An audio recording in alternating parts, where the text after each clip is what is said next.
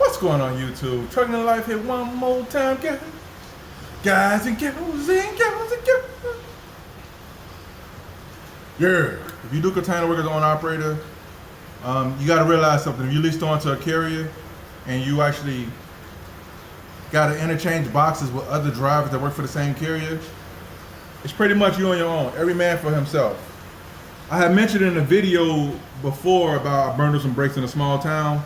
Well, this is the story about me burning up some brakes in a small town, but I'm gonna tell you why I did that and why it happened and how every person is on their own. So anyway, if you guys don't know intermodal business too good, you have like these intermodal boxes that's called equipment interchanges, right? So let's say you bring a box out the rail, take it to a customer, and as a customer you may leave a box there, pick up a loaded box and bring it back, right? Or you or somebody else may do it, or another carrier may do it, but they may have you guys come in there, or your carrier come in there and get the box out. Let's say your coworker, which is a person that drives for the same carrier you drive for, drop off the box, and depending on what kind of situation they was in, that's what you're gonna get when you get there. Let's make a real example out of this whole situation, right? Why I say what I say. All right, check this out. There was a load of beans. I went to this bean place up there in Dubuque, Iowa, right? A guy from the same company I was with, they dropped off a load of beans, they dropped off an empty container at that customer. So they dropped off the box, right? And when they dropped off the box had problems, which I didn't know until I got there, right? And some people may say, well, if you seen they had problems, you shouldn't have took it. Let me explain what I'm talking about. Let me explain. Don't butcher me yet.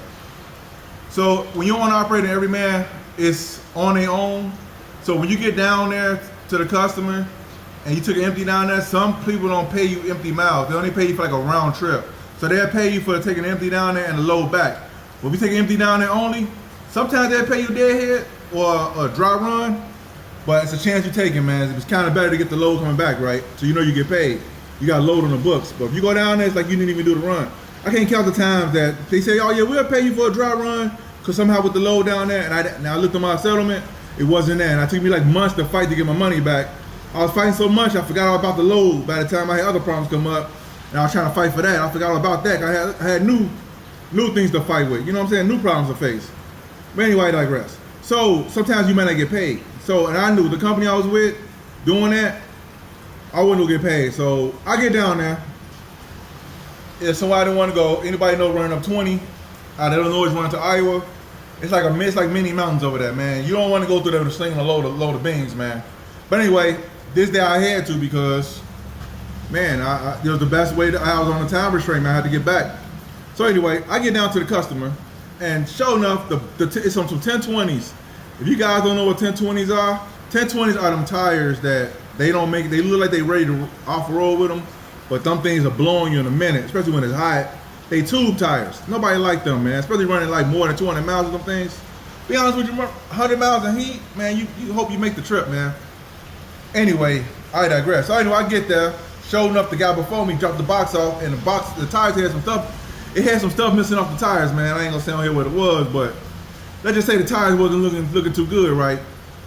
And I had a choice to make. Now I'm down there. I done drove 3.5 hours, 4 hours to get down there, depending on what traffic is that day or whatever. I get down there and I got the empty. My empty is decent, the one I'm dropping off, but the one I'm picking up, the load I'm picking up ain't so good.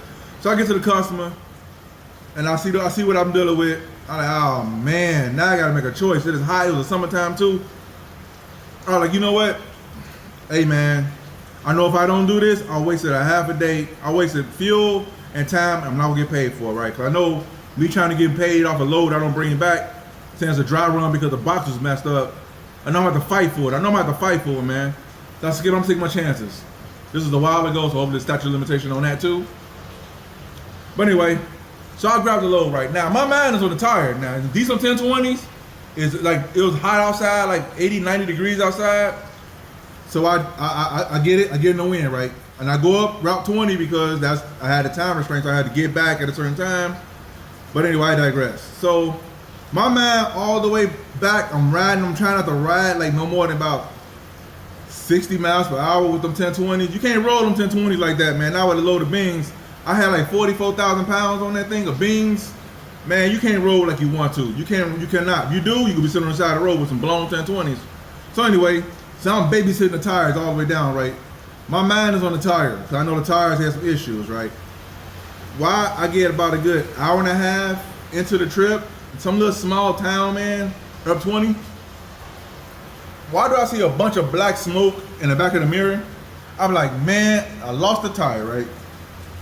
I lost it, man. And I was already halfway like into the trip. So I was like, either it's all or nothing right now. So I pull over. It's a small town. I'm smoking it up. I'm smoking up the whole little town. And I'm thinking it's the tire. So I get out, I look back, and I'm kind of blocking up the street because, like I said, it's a two lane. So I kind of like go to the shoulder as much as I could, even though it wasn't a shoulder. So I'm blocking half the road and half the shoulder. And I had to get out, try to run on the passenger side, run down the back and see where the smoke was coming from. I thought it was the freaking the tire. I get back there, it's the freaking brakes. The brakes started smoking. Because something happened with it locked up. The brakes locked up on it, man. They wasn't locked up, but it was like, they wasn't releasing, they were sticking. So by me going up and down them hills, them little small hills coming out of Dubuque on 20, those who know, you know, I don't like that route, man. But I had to do that route that day. With a load of beans, I hate that route with a load of beans. I hate that route with a heavy load. I hate that route, period. But anyway, I had to do it that day. So all that braking, the brakes started sticking. So by the time I got on kind of flatland a little bit, and I was going through a small town and hit the brakes, they was already sticking. And by the time it started sticking, it started smoking, right?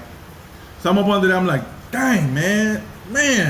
Now I'm up under there trying to adjust the brakes, right? I'm trying to adjust them, they hot. I mean, these boys is like hot. They almost like, they turn in colors, you know what I'm saying? If you know, right?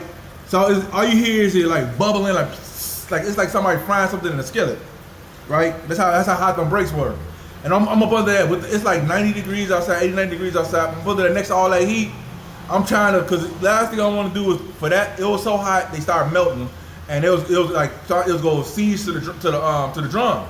That's the last thing I want, right? So I'm up under there trying to get it, whatever. Now, one person may ask me, well, why'd you do it? Well, long story less long is that if I want to pull that load, I want to got paid. Even though I barely made it back. I made it back that day. I had to do some things, I ain't gonna say on here, but I did some things and I got back. But my mind was on the tires. But more of the story is, the guy who before you, they don't care about you. They don't care about the next man. All they care about is, I gotta get this off my back so I get to my next move so I can make my money for the day. So you the next guy coming up behind that, what you gonna do? If your money depending on that load getting moved, or that box getting moved, what you gonna do? Be out there 8-9 hours and don't get paid nothing for it, wasting time and fuel and all of the above? What you gonna do, man? That's what I'm saying. The intermodal business is not fair. When you're owner operator, it's not fair. For those of you out there who want to be an owner operator, understand it's a cutthroat game, and it's not fair. It is not fair, especially when you're doing intermodal. The rail yards get away with stuff that I don't think it's even DOT. I don't know how they get away with that stuff. And then we pull it out the rail yard because it's on us, of course. And then we stuck because it's our baby now. But we don't pull it. We don't get paid. So it's like either you take your chances on moving that box or moving that work, or you don't make no money. That's what it boiled down to. So anybody seeing the intermodal drive out there riding around looking crazy, or they container got problems right down the road, and you see them rolling. Especially you see them guys when there's nothing but smoke behind them. Mud flap gone, if you know, you know. And you look up at them like, man, what's wrong with this driver? He got a straight look on his face like this. He ain't looking to the side. He got sunglasses on, looking straight like. That brother, he know what he got going on, man. A lot of times, 9 times out of 10, and he ain't trying to look to the side, so you can let him know, confirm that he already know he got problems. He trying to get to where he got to go to, get rid of that, and get to the next move. So now, is it right? I'm not saying it's right. I'm not saying it's wrong. I'm just saying when you in that situation, it's a different situation, man. When your money, your livelihood depends on that, and you go home to your family and look at you like, you been out there 10 hours, what you make today? And you tell them 0 or negative, what you gonna do? So when you're on an operator, you lease onto a carrier, or if you're you do intermodal as an operator, it's a cutthroat business, man. It's cutthroat. And then people will try to, sometimes dispatchers try to pin stuff they know other drivers did on you.